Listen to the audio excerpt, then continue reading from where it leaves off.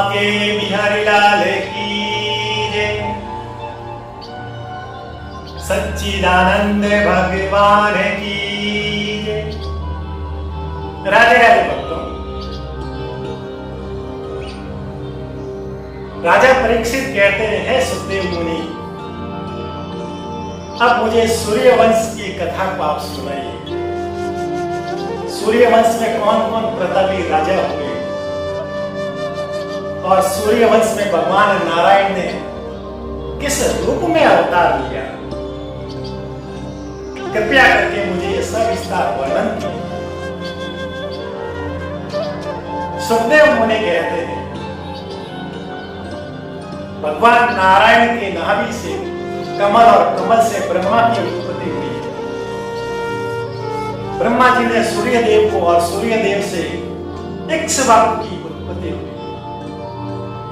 उसी इक्ष्वाकु के वंश के अंदर राजा सगर, दिलीप, रघु, अर्ज और तेज प्रतापी राजा दशरथ हुए। राजा दशरथ अयोध्या के राजा थे और उनके राज्य में किसी भी प्रकार की कोई दुख नहीं, सब संपन्नता ही संपन्नता। परंतु राजा दशरथ के एक दुख था, उनके 3 रानियां थी, कौशल्या, कैकेयी और सुमित्रा, परंतु उनके एक भी पुत्र नहीं हुआ। इस बात का राजा दशरथ को हमेशा दुख रहता। पुत्र की कामना के लिए अपने गुरु वशिष्ठ जी को जब अपनी चिंता को जाहिर किया तो गुरु वशिष्ठ जी ने श्रृंगी ऋषि को कहा और गुरु वशिष्ठ जी के आज्ञा पर, उनके निवेदन पर श्रृंगी ऋषि ने पुत्र कामेष्टि यज्ञ करवाया। जब पुत्र कामेष्टि यज्ञ किया, उस यज्ञ के अंदर अग्निदेव प्रसन्न हुए, उसमें से खीर प्रकट हुई। उस खीर को राजा दशरथ ने अपने 3 रानियों को खिला दी। समय आने पर तीनों ही गर्भवती हुई और चैत्रमास के शुक्ल पक्ष की 9वीं के दिन दोपहर को 12 बजे भगवान नारायण ने राम के रूप में कौशल्या के यहाँ पर अवतार लिया। बोलिए भगवान रामचंद्र जी की जय। जब भगवान राम ने अवतार लिया तो भगवान के इस शिशु रूप को देखने के लिए सूर्य और चंद्रमा दोनों वहां पर आए। सूर्यदेव आगे देखकर भगवान को देखने के लिए आगे खड़े थे। चंद्रमा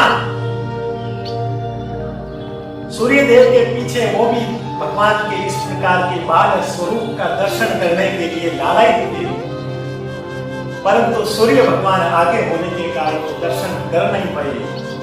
सूर्य भगवान ने कहा कि मेरे कुल में जन्म लिया है, इसलिए पहले मैं इसको जी भर कर देख लूं। जब चंद्रमा को इस प्रकार के भगवान के दर्शन नहीं हुए तो उदास हो गए। भगवान नारायण ने चंद्रमा के मन की इच्छा को समझा और कहा कि इस बार तो मैं सूर्यवंश के अंदर जन्म लिया हूं, अवतार लिया हूं। अगली बार द्वापर के अंदर मैं चंद्रवंश के अंदर अवतार लूंगा।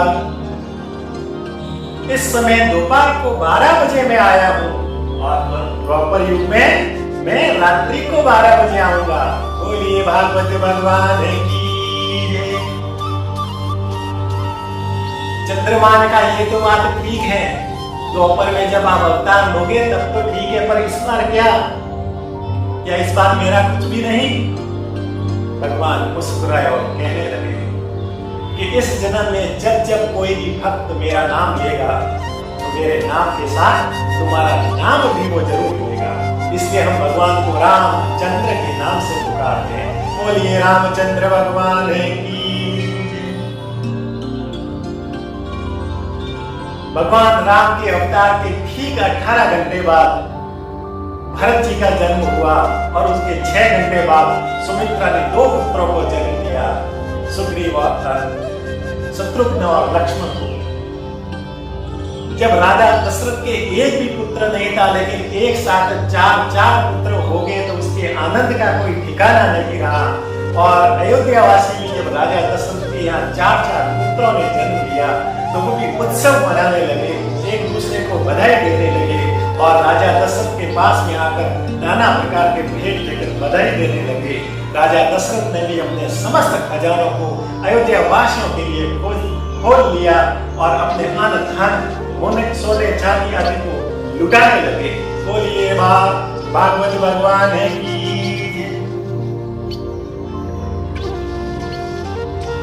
फिर भगवान के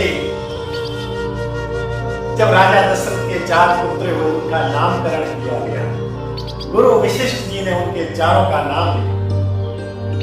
सबसे बड़े पुत्र कौशल्या का जो बड़ा पुत्र, उनको देखकर गुरु कहते हैं, जो आनंद सिंधु सुख राशि, सीकर के त्रिलोक सुपासी, सो सुख धाम राम असिराखा, अखिल लोक दायक विश्राम। जो आनंद के समुद्र है, जिनको देखकर पूरी संसार आश्रित रहते हैं, आनंद रहते हैं, ऐसे इनका नाम राम होगा। बोले रामचंद्र भगवान की। कैकेयी के पुत्र हुए, उनको देखकर बोले, विश्व भरण पोषण कर जोई, नाम ताकर नाम भरत उन कोई। जो जगत का पालन पोषण करने वाला होगा, इस बालक का नाम भरत होगा। बोलिए भरत जी की। फिर सुमित्रा के एक पुत्र को देखकर बोले, जो लक्ष्मण के हो आपार, प्रभु के प्यारे जगत आधार।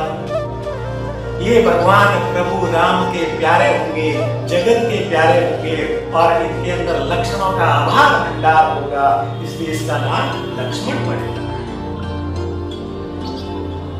फिर चौथे पुत्र को देखकर गुरु कहते हैं, जाकी सुमिरन ते त्रिगुणासा, नाम शत्रुघ्न वेद प्रकाशा।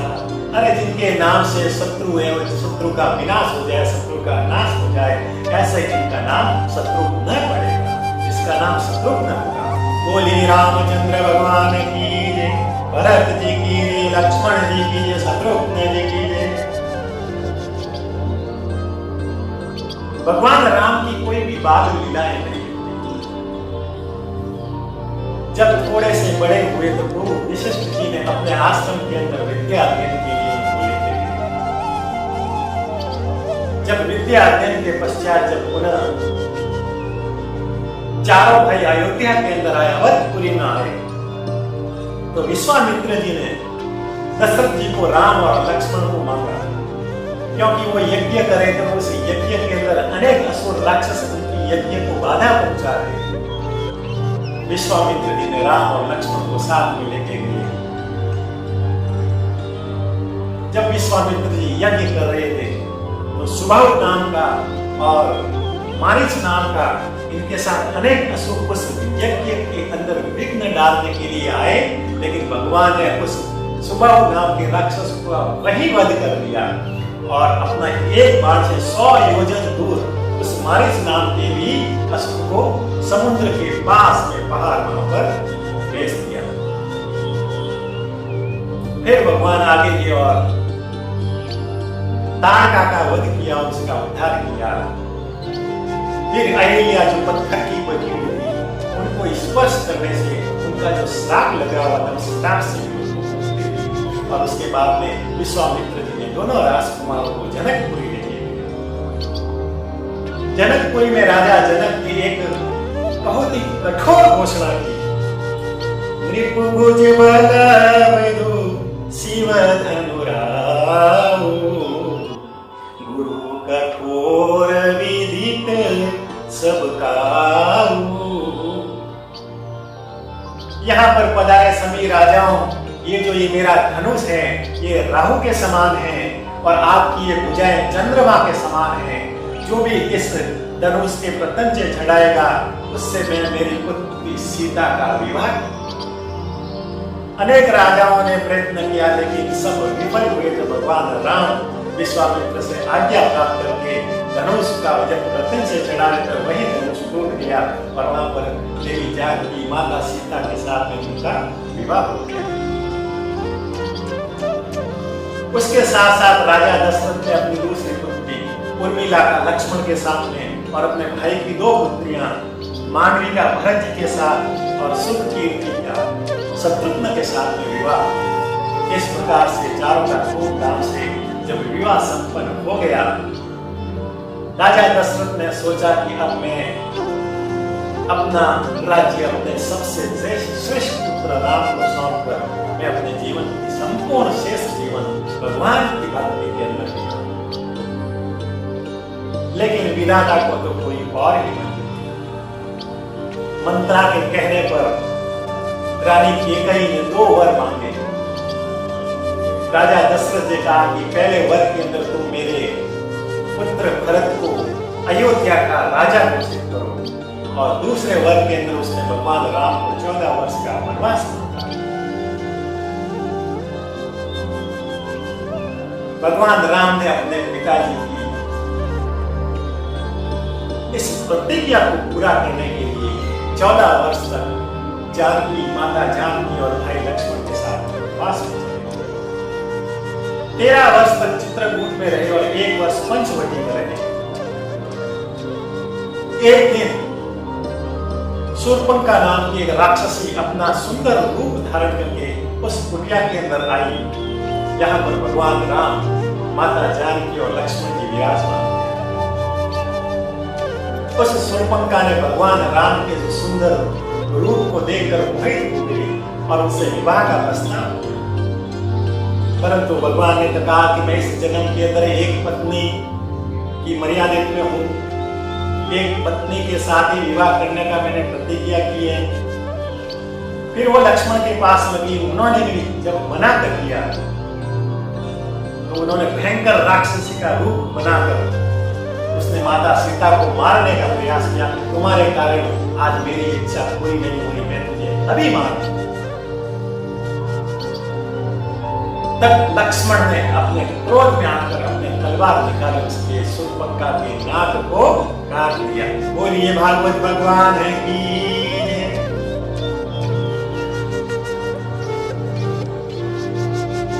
शूर्पणखा ने अपने इस प्रतिशोध का बदला देने के लिए अपने भाई खरदूषण के पास में गए, परंतु भगवान ने उन खरदूषण का भी वध कर दिया। फिर शूर्पणखा अपने भाई रावण के पास लंका में गई। रावण ने अपनी बहन की इस अपमान का बदला लेने के लिए माता सीता माता जानकी का अपहरण करके लंका ले गई।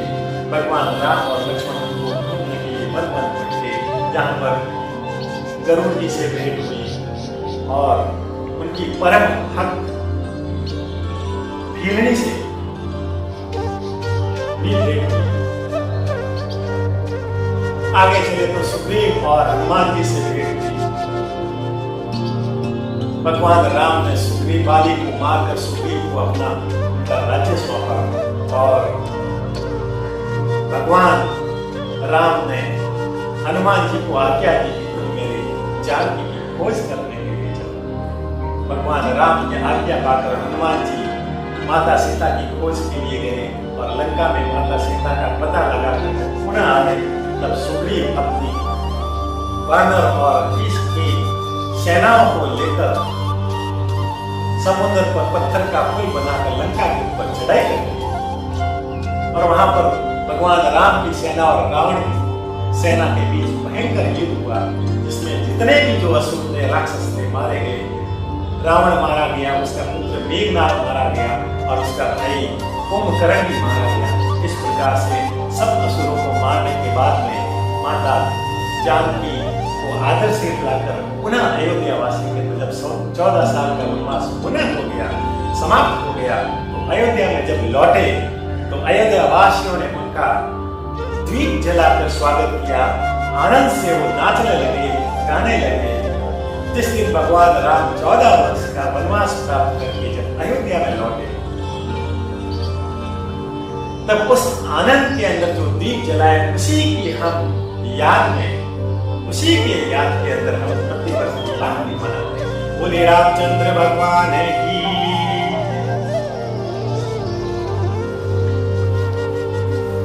फिर एक धोबी के कहने पर माता सीता को वनवास छोड़ दिया, उन्होंने त्याग कर लिया। भगवान राम ने वनवास में माता जानकी ने लव और कुश नाम के 2 पुत्रों को जन्म दिया। और फिर कुछ समय के बाद माता जानकी जिस धरा से, जिस भूमि से वो प्रकट हुई थी, जिनका जन्म हुआ था, उसी धरती के अंदर समा गई। कई वर्ष भगवान राम अयोध्या पर राज करने के पश्चात अपने समस्त राज को अपने पुत्रों को सौंपकर अपने भाई और हजारों अयोध्या वासियों के साथ में सरयू नदी के मार्ग से वैकुंठ धाम में चले गए। बोलिए भगवान रामचंद्र भगवान की, बाके बिहारी लाल की।